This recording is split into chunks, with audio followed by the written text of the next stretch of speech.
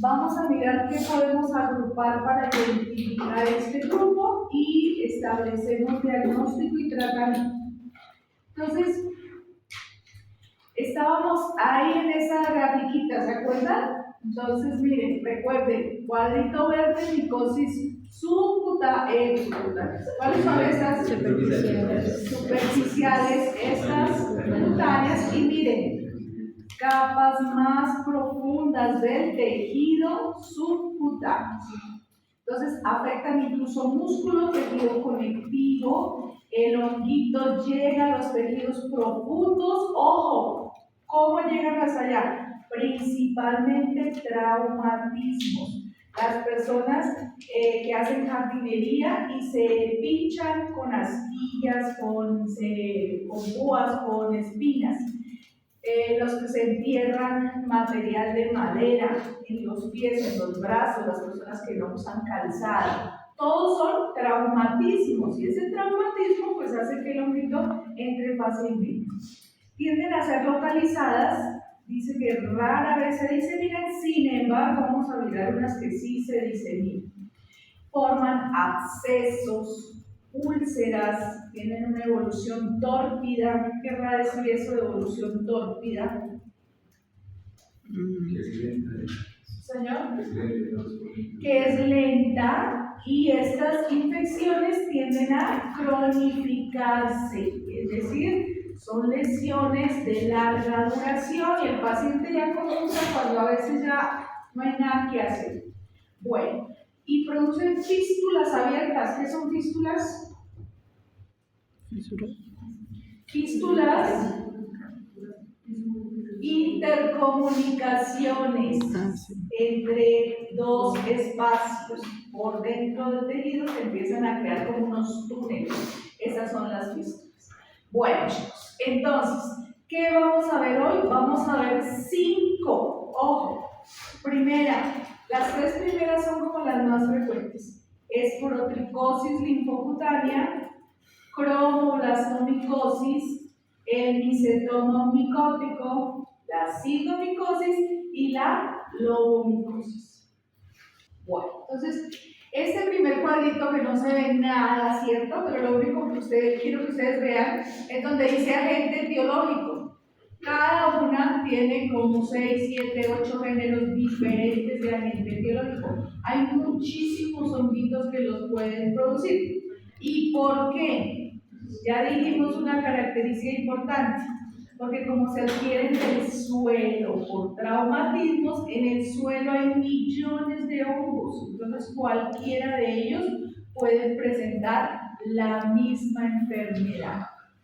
Específicamente, miren, esporotricosis, que es la primera, solo hay un agente, de ahí para abajo hay muchos, entonces por eso vamos a dejar un solo doliente para cada uno.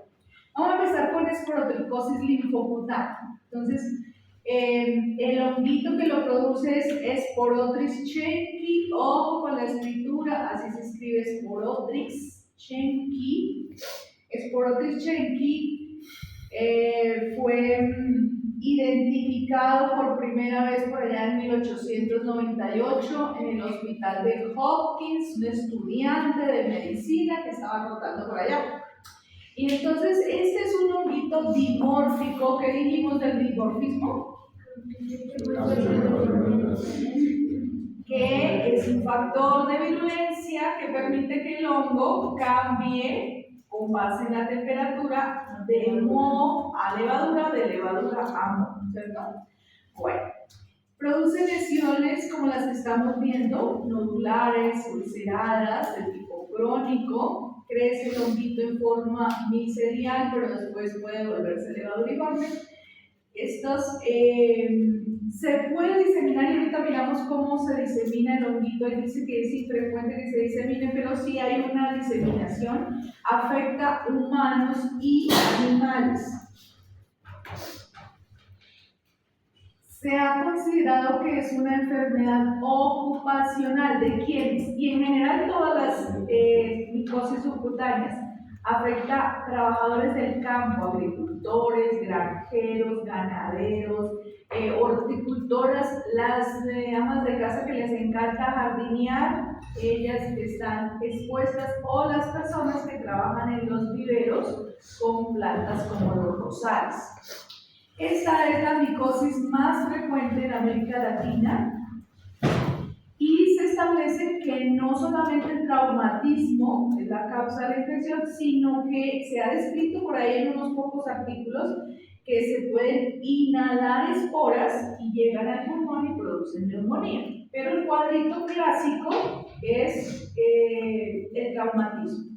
También hay otras literaturas donde dice que la mordedura de ratas y ratones podrían inocular el honguito, porque ustedes saben que las ratas y ratones están en ese suelo, entonces podrían llevar la infección.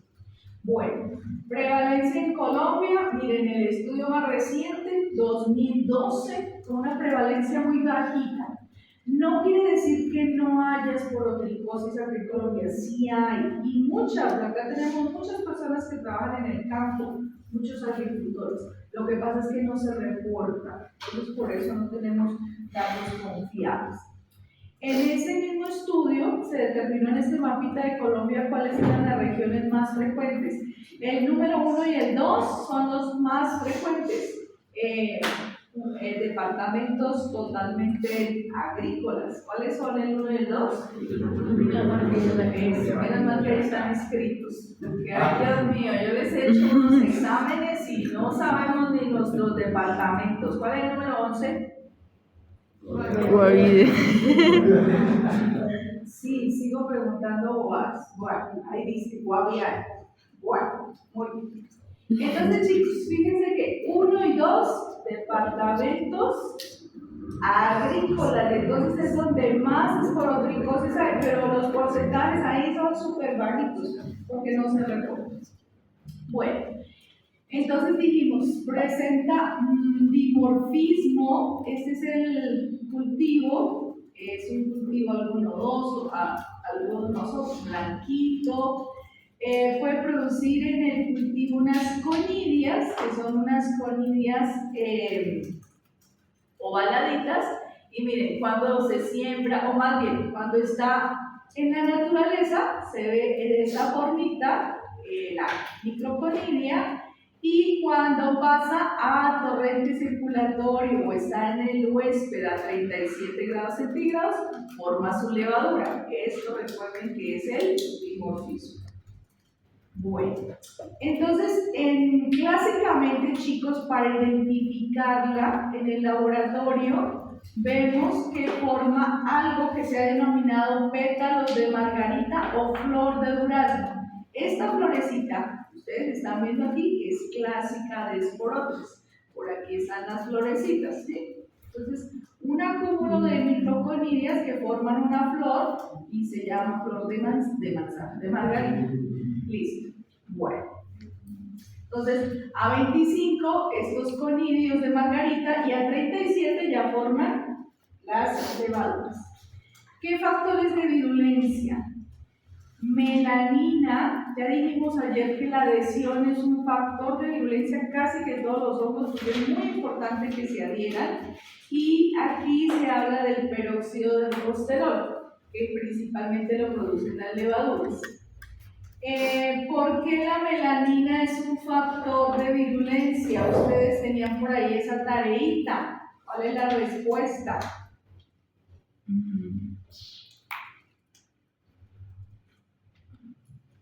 No, señora. Porque una de las radicales de las células.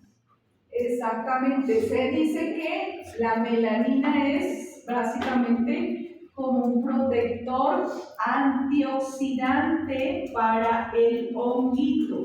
Recuerden que cuando los hongos son fagocitados, inmediatamente se liberan un poco de radicales oxígenos para matarlo y destruirlo. Pero la melanina cubre esos radicales y es un antioxidante.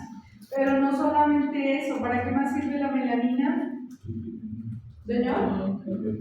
como pigmento, pero en el hongo es como un escudo, es un factor protector, protege a los hongos de los rayos solares, de la desecación. Acuérdense que los hongos necesitan humedad, entonces se ha descrito que es muy importante la melanina para el honguito. Bueno, factor también de resistencia contra la fagocitosis, esa melanina. ¿Listo? Bueno, y el peróxido de colesterol que lo produce cuando ya está en estado de levadura, también es un mecanismo que lo protege de la fagocitosis. Ahora, la enfermedad se llama esporotricosis. Ingresa por el traumatismo, llega al tejido cutáneo, se va al subcutáneo y empieza primero una pápula. Digamos que aquí la astilla ve por acá, donde tiene la lesión más grandecita, ¿cierto? Y empieza una pápula y esa pápula va creciendo, forma después una pústula y finalmente termina ulcerándose, es decir, se abre. Estas lesiones generalmente son indoloras, por ahí se describe algo de prurito, más que de dolor, y principalmente es en los brazos, porque es donde las personas manipulan todo lo que tiene que ver, por ejemplo, con las rosas y demás. Bueno, pero fíjense que aquí hay una diseminación, ¿cierto? Se ve como una cadenita hacia acá, desde aquí empieza acá. ¿Y por qué? Esta esporotricosis se llama linfocutánea y ocurre el 70% de los casos. Hay otra esporotricosis que se llama fija, que es 25% de los casos. La linfocutánea, como su nombre lo dice, es porque el honguito llega hasta la circulación linfática y a través de la linfa se va moviendo y entonces por eso forma como un collarcito de nódulos, que por ahí en los libros a veces lo describen como gomas. ¿Se acuerdan de las gomas sifilíticas? Que es como una pápula. Entonces miren, aquí está la lesión y aquí ya cogió circulación linfática y miren dónde va. A medida que va avanzando va produciendo estas gomas o estas pápulas. Aquí lo mismo, miren, aquí se ve la cadenita, ¿cierto? Linfática. Entonces, esta se llama linfocutánea.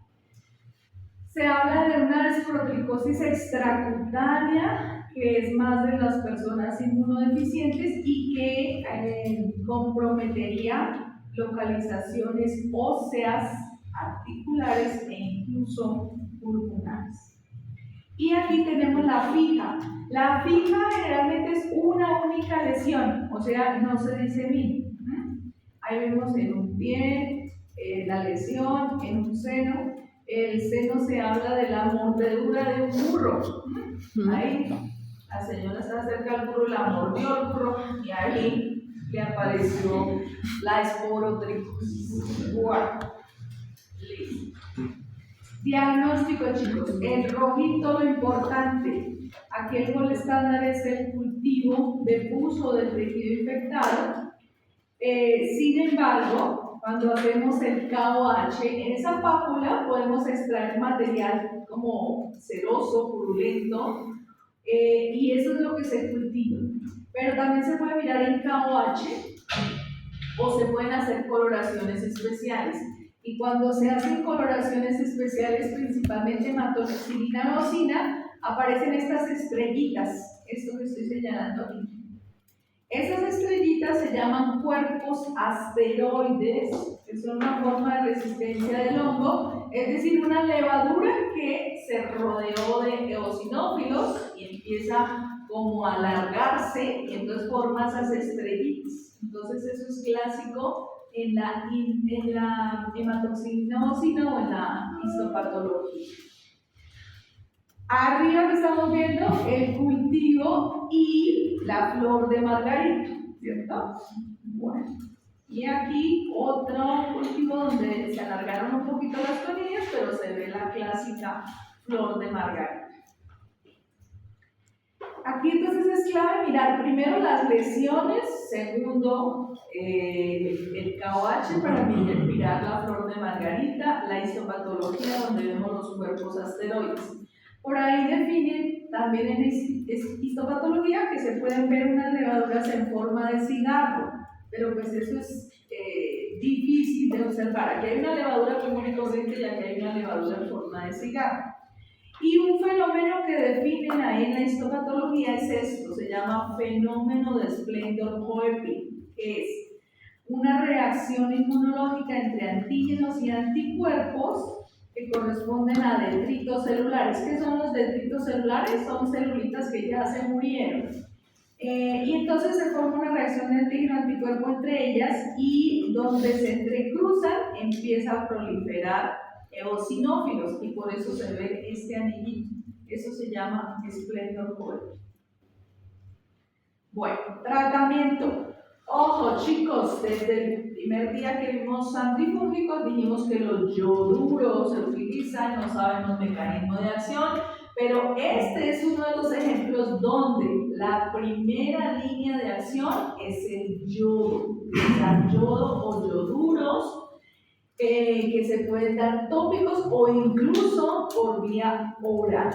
Entonces, hay personas que son alérgicas a los yoduros y se les da entonces itraconazol desde 4 hasta 6, de 2 a 4 semanas hasta 6 meses. Acuérdense que la presentación es tipo crónico, entonces eso no se va a ir de un día para otro.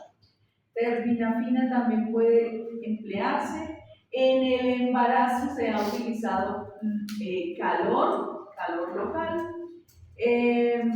Y hay que decirle a los pacientes que si vuelven a sus labores de campo deben protegerse los brazos, usar esos guantes que van hasta arriba, tener guantes para que protejan de esas astillas y demás, y calzados cuando estén en la piel. Bueno, ¿dudas, preguntas, comentarios? Segunda patología, cromoblastomicosis. Señora. Una pregunta.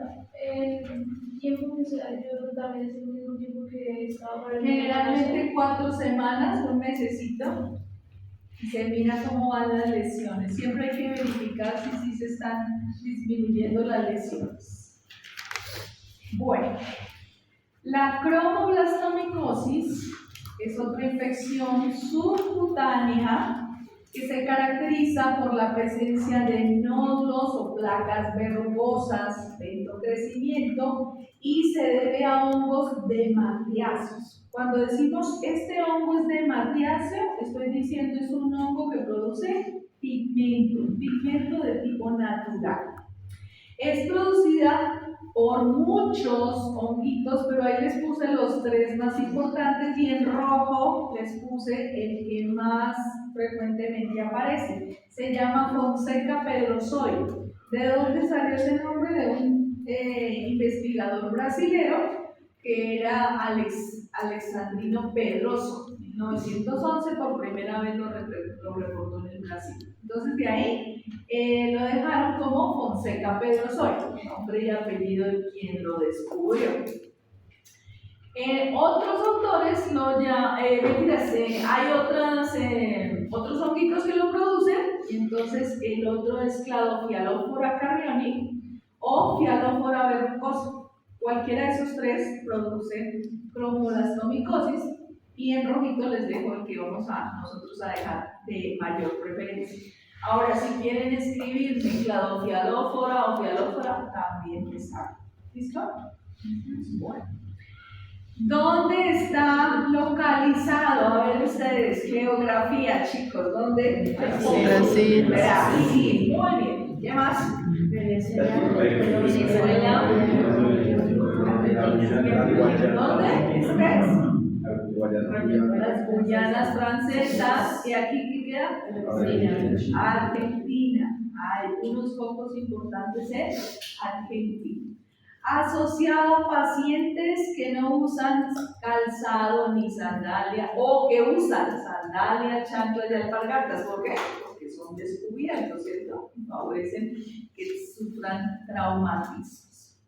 Por ahí hay artículos donde se asocia esa enfermedad con las cabras. que las personas que tienen cabras más frecuentemente se asocian a cromoblastomicosis.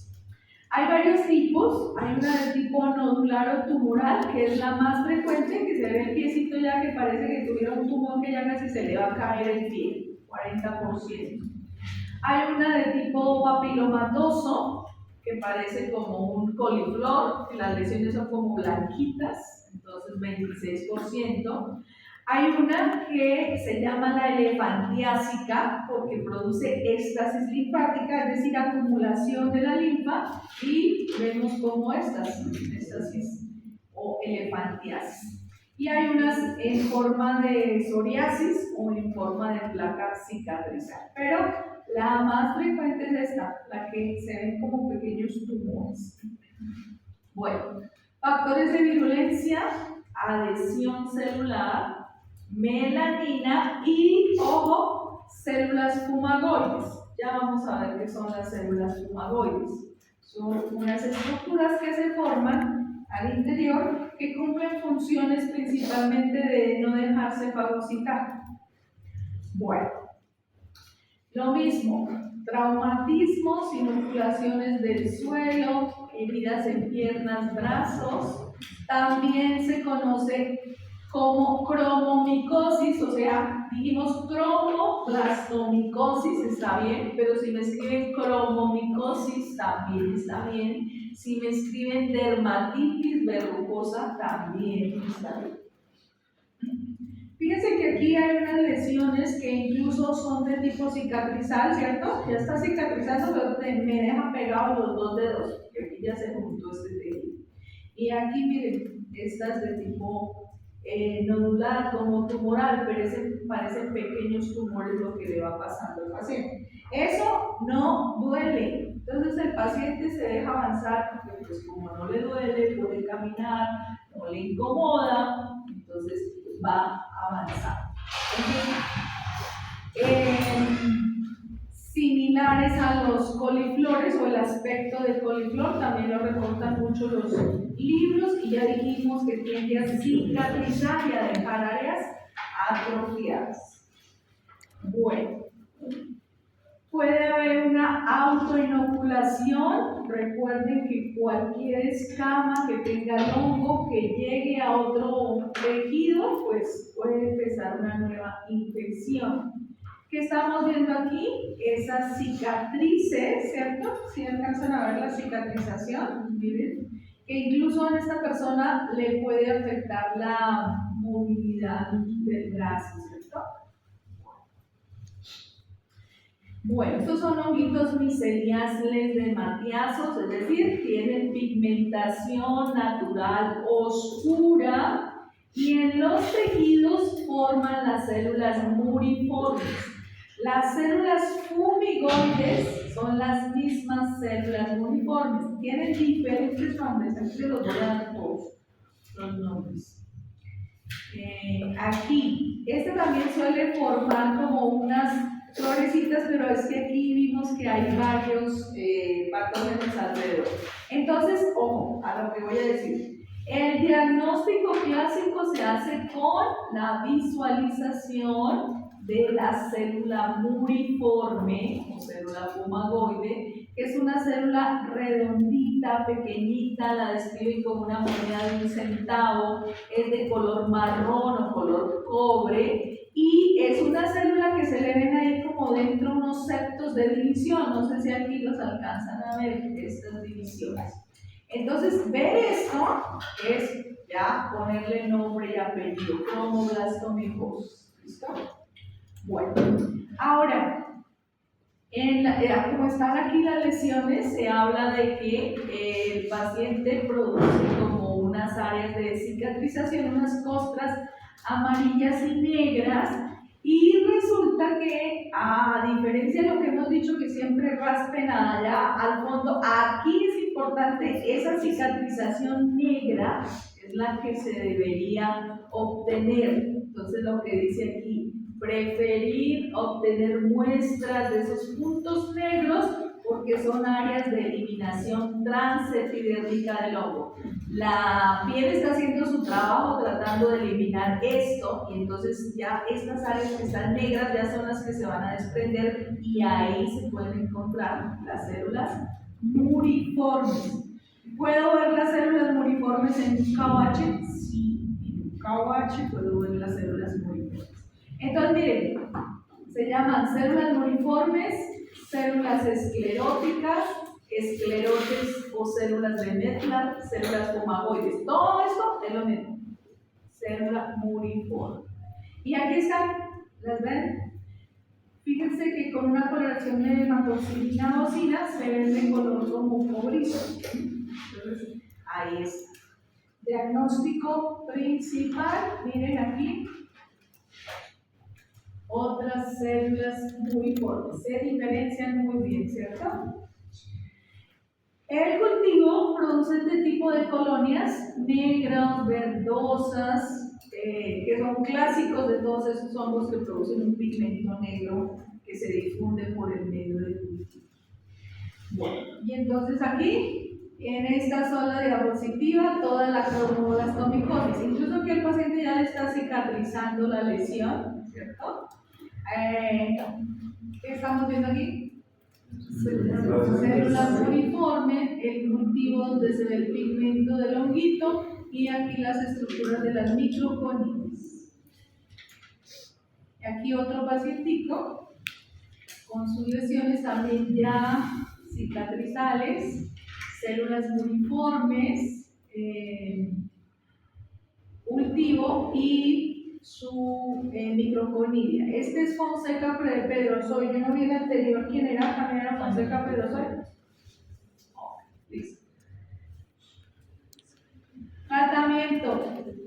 Mínimo 6 meses de intraconazol y o terbinafina. Cualquiera de los dos. No los dos al tiempo. Siempre aquí en los hongos no se usan las terapias combinadas, sino de a una solita. Y si no le sirve el itraconazol, pues tenemos otra opción, el vinafil. ¿Listo? Las terapias combinadas que se usan en hongos es que combina un tratamiento tópico con oral, pero generalmente se da el mismo tratamiento. Se trata de que el tópico sea una sol y que si le voy a dar pastillita también sea una sol. ¿Listo? Bueno.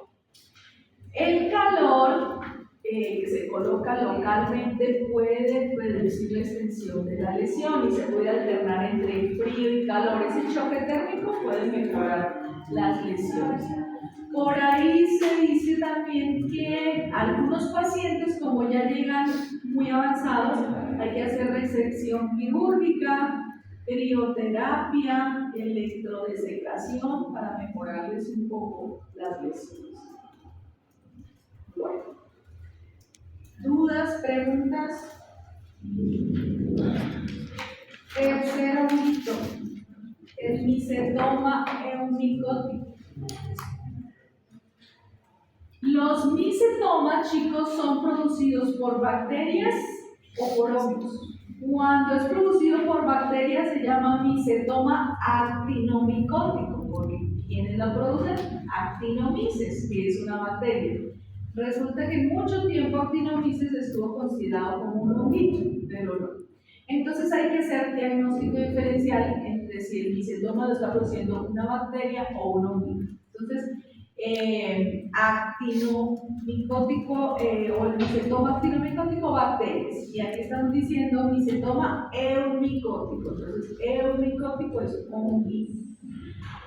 Proceso crónico, granulomatosa, produce abscesos, puede destruir músculo, fascias e incluso llegar al hueso. Hay muchísimos honguitos que lo producen, pero ahí en rojito les pongo los 3 dolientes más importantes. Se llaman Acremonium y hay muchos Acremonium. Entonces, Acremonium spp, Fusarium spp y Madurella spp. ¿Listo? Acremonium, Fusarium y Madurella. ¿Dónde está el honguito? Además de Brasil, Colombia y Venezuela, ¿dónde más? Argentina, Ecuador,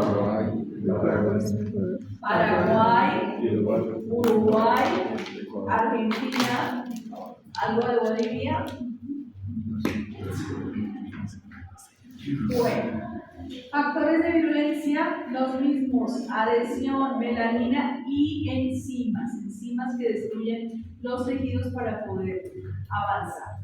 Este honguito también son dematiáceos y tienen algo, chicos, que producen una especie de granos, unos granos que pueden ser negros o granos blancos. Y ahorita vamos a ver que esos granos son clásicos para hacer el diagnóstico de la enfermedad. ¿Dónde están los granos? Ahorita los muestro. Clásicamente, el micetoma se considera como un pseudotumor, principalmente afecta a los pies y se considera que hay una triada diagnóstica. La triada diagnóstica es, ojo, tumefacción, ¿vemos acá la tumefacción? sí. Sí.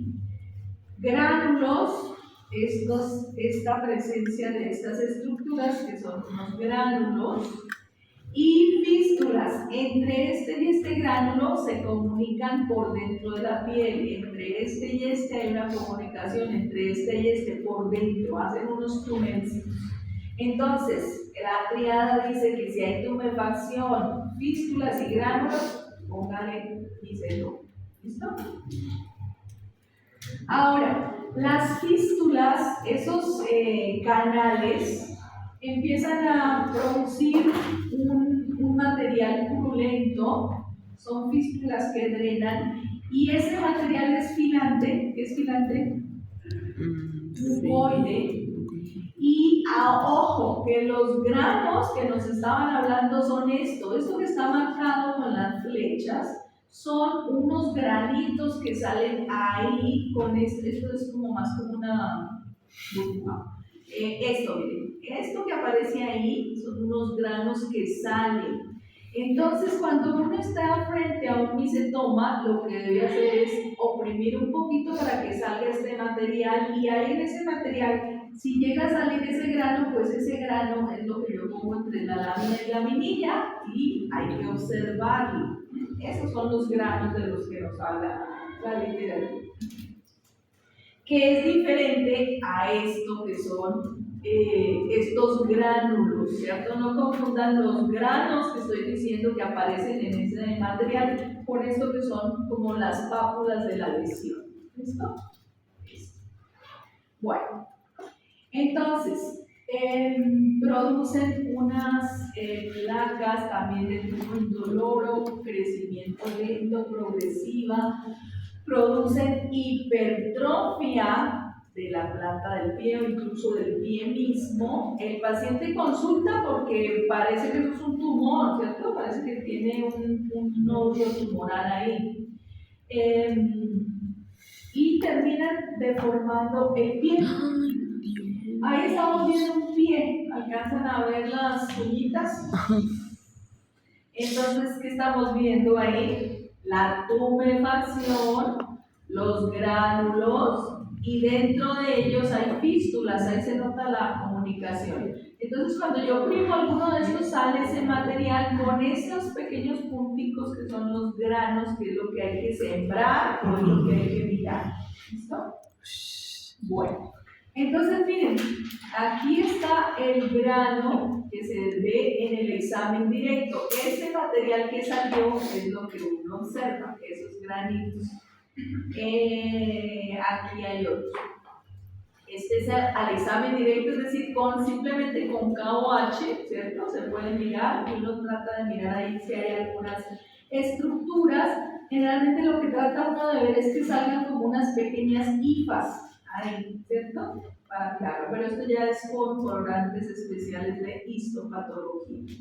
Entonces, ¿qué ve uno? Una coloración, una pigmentación dentro de ese gránulo, y también observa las hifas. Pero se dice que definitivamente hay que cultivarlo para mirar otras características de los hongos. Entonces aquí tenemos a Madurela. Madurela le dicen que parece la colonia como una crispeta. Esta es Madurela. Este es Acremonium, muy difícil diferenciarlo de muchos otros hongos que hemos visto. Y este es Fusarium, que Fusarium sí tiene una característica especial, y es que cuando yo coloco este micelio al microscopio, puedo ver macroponidios que parecen unos cuernitos. Y entonces estos cuernitos son clásicos de Fusarium. ¿Listo? Tratamiento. No se ha podido obtener resultados satisfactorios con un tratamiento, o más bien, no hay un tratamiento de elección. Se han probado diferentes tratamientos y a veces sí dan resultado y a veces no dan resultado. Entonces, esos tratamientos que teníamos ahí puestos, ¿cuáles eran? ¿Alcanzaron a ver? Itraconazol, anfotericina B, que ojo, anfotericina B es de los fuertes, ¿cierto? Terminafina. Son lo que se ha utilizado, pero digamos que no hay como tal algo de primera línea que uno diga, es que este es el tratamiento de elección. No.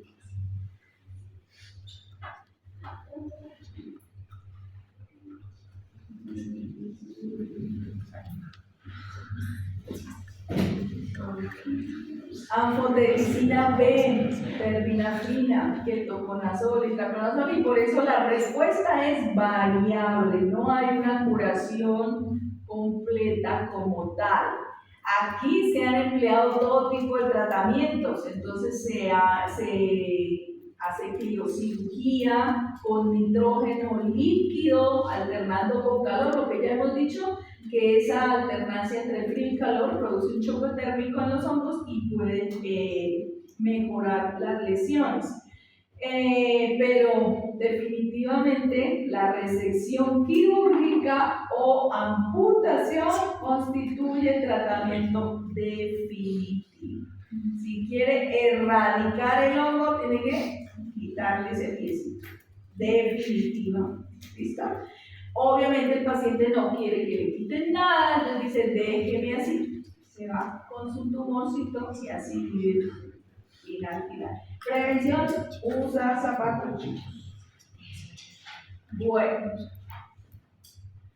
vamos para el cuarto, chicos. Cigomicosis, que ahí está escrito con Z, pero también se puede escribir con Z. Cigomicosis subcutánea. En la cigomicosis subcutánea resulta que tenemos dos familias.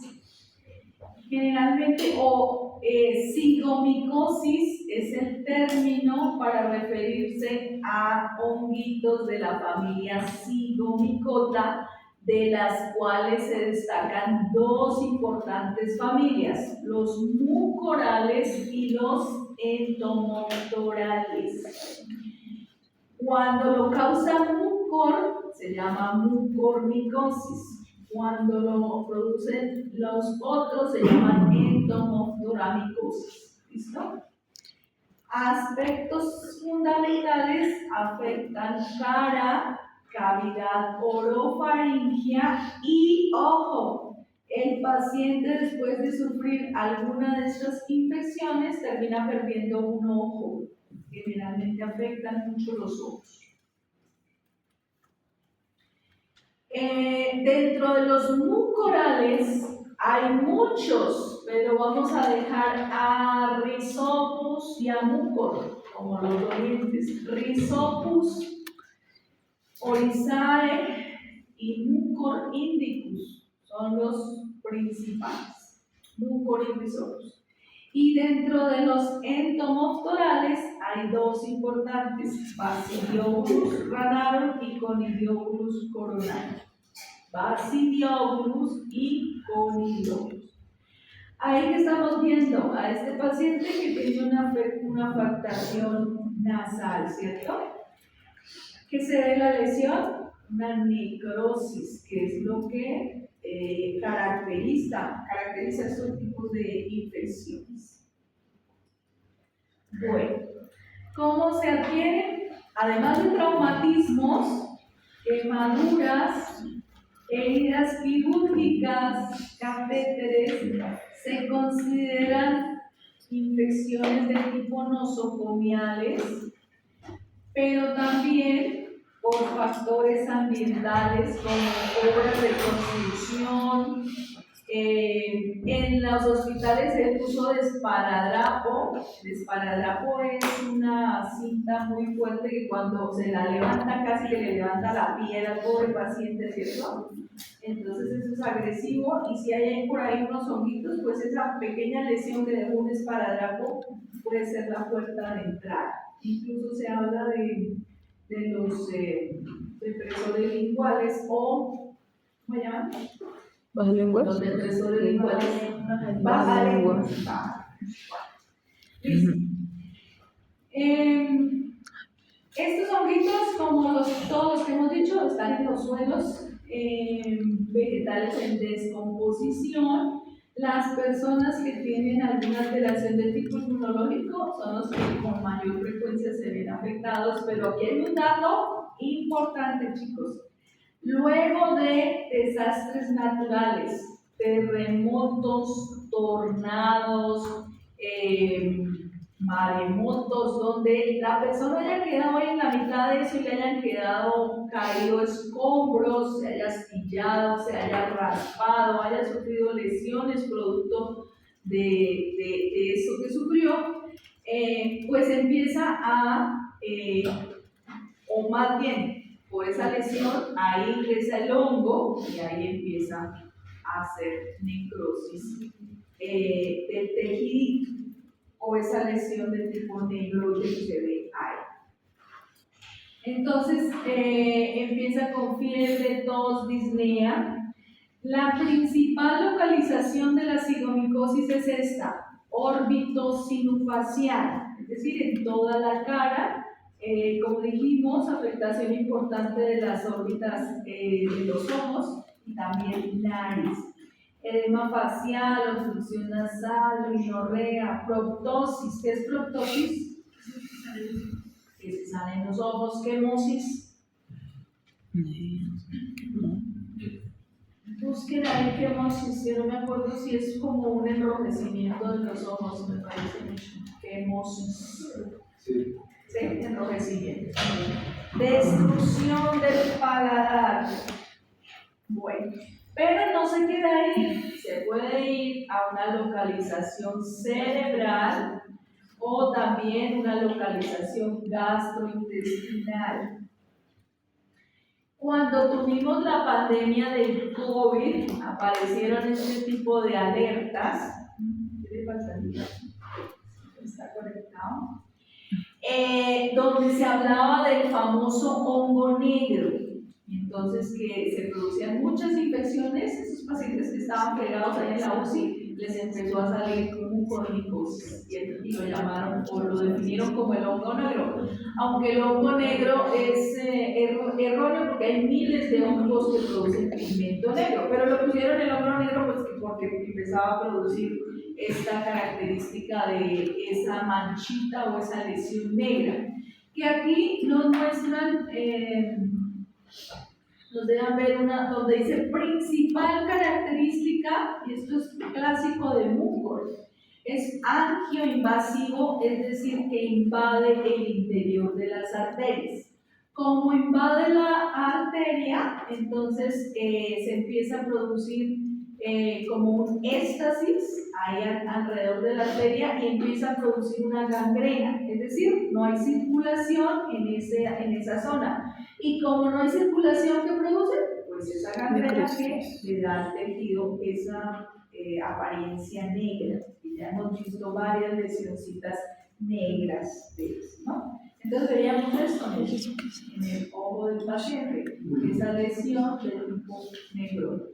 Yo por ahí después les mando la alerta epidemiológica que sacó la OMS en plena pandemia, diciendo que ojo con los pacientes que estaban con COVID en UCI, pero además que eran diabéticos, o que tenían un tratamiento con corticosteroides, que esos eran los más frecuentes que se infectaran con. Bueno, y aquí un caso que reportaron de una niña peruana que sufrió también COVID y bueno. Ahora, en los entomoftoromikosis que dijimos conidióbulos y basidióbulos, hay que diferenciarlos por la enfermedad que producen. Conidióbulos, por ejemplo, produce una enfermedad inflamatoria que está muy parecida a la del mucor, limitada a su mucosa nasal, produce más que ese aspecto negro, produce pólipos o masas subcutáneas y en un 80% de los casos afecta a hombres adultos. Mientras que basidióbulos es una infección granulomatosa, pero está más en el pecho, espalda, nalgas, extremidades y más que todo afecta a niños. Entonces aquí conidióbulos con esa afectación en toda la cara, ¿cierto? Si se ve dentro de la nariz, ahí es donde empieza a producir esos papilas o esos nódulos. Y al microscopio, conidióbulos produce esta clásica conidia, que es una conidia con una papila prominente. Entonces es fácil de identificar. Y aquí está basidióbulos, que ya dijimos que afecta más a los niños, y la afectación, miren ahí en la piernita. Y cuando se mira, se ve esta conidia como en forma de corona o conidias con un piquito. Entonces también se puede identificar. Bueno, en general en la cigomicosis se dice que si uno ve el esporangióparo clásico de Rhizopus, pues ahí ya puede hacer la identificación, ¿cierto? Este es el conidióforo clásico de un Rhizopus, y ustedes por ahí en sus muestras, cuando siembren la fruta o cuando comen muestras de tierra, ahí lo que más van a ver es Rhizopus. Pero también se describe en los libros que en histopatología lo que lo caracteriza es estas hifas anchas. ¿Sí ven que esto es como unas cintas? Y por ahí en algunos libros, aquí se ven todas estas, son como cintas gruesas, describen que haya una ramificación como en Y, que la pudieran identificar, aunque es complicado. Bueno, entonces esto es como un resumito que ustedes pueden buscar por ahí, está por ahí en los libros aparece. Diferencias de cigomicosis. ¿Qué diferencia hay entre mucormicosis y entomoftoromikosis? Entonces, el agente etiológico es una. Aquí, mucormicosis se ve más en diabéticos, en inmunocomprometidos, mientras que estas en individuos sanos. Esto es más tipo agudo, esto es más crónico, esto es letal, esto es más benigno. Bueno, ahí están todas las diferencias. Y dentro de las entomoftoromikosis también busquen este cuadrito. Me dice, bueno, dígame la diferencia entre conidióbulos y basidióbulos. Ya dijimos, este es de adultos, este es de niños, este es más de la cara, este es más de los miembros. Diagnóstico, la biopsia. Aquí se supone que estamos viendo una hifa grande, gruesa, tipo cinta, pero además está en Y. Y tratamiento de lesión. Ojo, chicos, para mucormicosis, que es algo agudo, grave, importante, paciente comprometido, primera línea de tratamiento, amphotericina B. Segunda línea, posaconazol. Ojo que no son los azoles de primera línea, sino ya los de tercera generación. Posaconazol. Para entomoftoromikosis, que es más benigna, primera opción, ojo, yoduro de potasio. Segunda opción, ojo, trimetoprim sulfa. ¿Trimetoprim es un antifúngico? No. ¿Qué es? Antibiótico. Un antibiótico. ¿Y por qué le damos un antibiótico? Porque se relaciona presencia de bacterias para que llegue el hongo. Sofía, ¿porque puede haber qué? Con la infección bacteriana. No. ¿Por qué? Díganles a decir lo mismo. ¿Cuál es el mecanismo de acción del trimetilsulfa? Es antimetabolito, ¿cierto? Los honguitos hacen las mismas rutas de metabolitos y entonces por eso el trimetilsulfa puede ser efectivo contra, no todos, pero sí contra algunos honguitos, y en este caso funciona. Y por último, resección quirúrgica. Bueno, aquí les tengo unas imágenes de lo que pueden ver en Rhizopus, el conidiopo en forma de micrófono, ¿cierto? Aquí hay absidia, pero absidia aquí no tiene muco, tiene muco.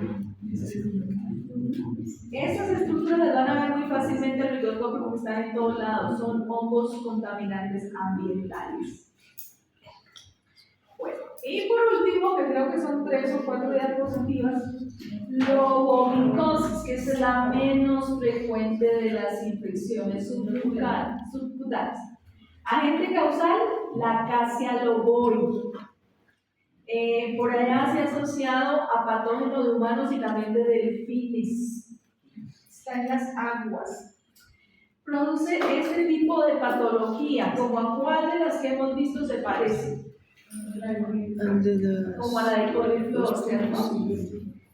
A la dermatitis verrucosa o cromoblastomicosis. Produce ese tipo de lesiones que uno los ve ahí, que sabe que eso no le apareció ayer, que sabe que es de largo tiempo, es crónica, piel atrofiada, bordes gruesos, aspecto de queloides. ¿Qué son los queloides?